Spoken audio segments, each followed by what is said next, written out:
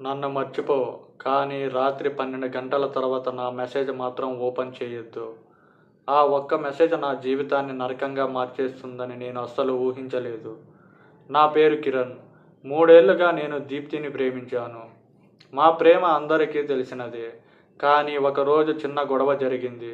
ఆమె చాలా బాధపడింది. ఆఖరిసారిగా నాకు ఒక మెసేజ్ పంపింది. ఒకరోజు నువ్వు నన్ను వెతుకుతావు, కానీ అప్పటికే నేను చాలా దూరం వెళ్ళిపోతాను. నేను కోపంతో ఆ మెసేజ్ చదవలేదు. ఫోన్ ఆఫ్ చేశాను. మరుసటి రోజు దీప్తి బైక్ యాక్సిడెంట్లో చనిపోయిందని తెలిసింది. ఆ వార్త విన్న క్షణం నా ప్రపంచమే ఆగిపోయింది. ఆమె అంత్యక్రియలకు కూడా వెళ్ళలేకపోయాను. ఎందుకంటే ఆమె చివరిసారి పంపిన మెసేజ్ కూడా నేను చదవలేదు. రోజులు గడిచాయి. నేను ఆమె నెంబర్ డిలీట్ చేయలేకపోయాను. ప్రతిరోజు చాట్ ఓపెన్ చేసి చూస్తుండేవాడిని. ఏదో ఒకరోజు ఆమె హాయ్ అని పంపుతుందేమో అని ఆశించేవాడిని. 1 నెల తర్వాత రాత్రి 12 గంటల 1 నిమిషాలకి నా ఫోన్ ప్రైవేట్ అయ్యింది. స్క్రీన్ మీద దీప్తి ఈజ్ టైపింగ్. నా గుండె ఒక్కసారిగా ఆగిపోయింది. ఇది ఎలా సాధ్యం? ఆమె చనిపోయింది కదా. కొన్ని సెకండ్ల తర్వాత మెసేజ్ వచ్చింది. నువ్వు ఇంకా నిద్రపోలేదా? ఆ మెసేజ్ ఎలా వచ్చిందంటే తనకు టెక్స్ట్ రూపంలో, నువ్వు ఇంకా నిద్రపోలేదా? నా చేతులు వణికాయి. ఎవరైనా ఆమె ఫోన్ వాడుతున్నారని అనుకున్నాను. నేను వెంటనే కాల్ చేశాను. The number you are trying to call does not exist అని వినిపించింది. మళ్ళీ మెసేజ్, కాల్ చేయకు, మాట్లాడలేను. నేను టైప్ చేశాను, నువ్వు ఎవరు? ఆమె ఎలాంటి జవాబు ఇచ్చిందంటే, నువ్వు ప్రేమించిన అమ్మాయిని అంత త్వరగా మర్చిపోయావా? నా శరీరం మొత్తం చల్లబడిపోయింది. ఆ రాత్రంతా మేమిద్దరం చాట్ చేసుకున్నాం.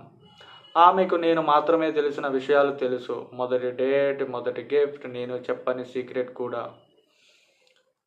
అలా ప్రతి రాత్రి 12 గంటలకు ఆమె నుంచి మెసేజ్ వచ్చేది.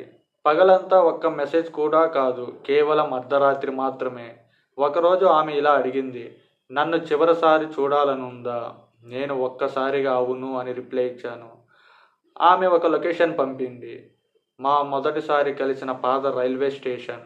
రాత్రి 12 గంటలకు రావాలని చెప్పింది.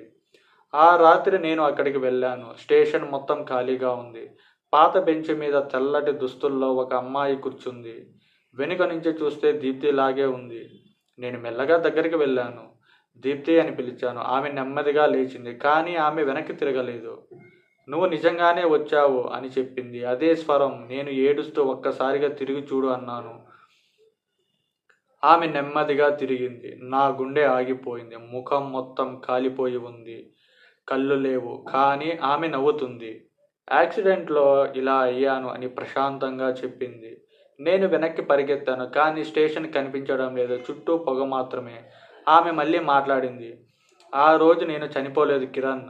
నన్ను కాపాడమని నీకు కాల్ చేశాను. నువ్వు కోపంతో ఫోన్ ఆఫ్ చేశావు. నా కాళ్ళు వణికిపోయాయి. అంటే ఆమె బతికే ఉంది. నేను ఫోన్ ఎత్తి ఉంటే ఆమె బ్రతికేది. ఇప్పుడు నన్ను ఒంటరిగా వదిలేస్తావా అని అడిగింది. నేను ఏడుస్తూ క్షమించు అన్నాను. ఆమె నా చేతిని పట్టుకుంది. చాలా చల్లగా ఉంది. ఇక మనం ఎప్పటికీ విడిపోమని నవ్వింది. ఆ క్షణంలో దూరంగా రైలు హారన్ వినిపించింది. ఒక్కసారిగా వెలుగు. మరుసటి రోజు ఉదయం రైల్వే ట్రాక్ మీద ఒక యువకుడి శవం దొరికింది. అతని చేతిలో ఒక మొబైల్ స్క్రీన్పై చివరి వాట్సాప్ మెసేజ్, థ్యాంక్ యూ, ఇప్పుడు నువ్వు నాతోనే ఉంటావు. పోలీసులు ఆ కేసును ఆత్మహత్యగా ముగించారు. కానీ ఆ పాత రైల్వే స్టేషన్కు ఇప్పటికే రాత్రి 12 గంటలకు వెళ్తే ఒక అబ్బాయి, ఒక అమ్మాయి బెంచి మీద కూర్చొని మాట్లాడుకుంటూ కనిపిస్తారని అక్కడ వాళ్ళు చెబుతారు. వాళ్ళ దగ్గరకు ఎవరైనా వెళ్ళే లోపే వాళ్ళిద్దరూ పొగలో కలిసిపోతారు. ఈ కథ ముగింపా, లేక వారి ప్రేమ ఇప్పటికీ కొనసాగుతుంది?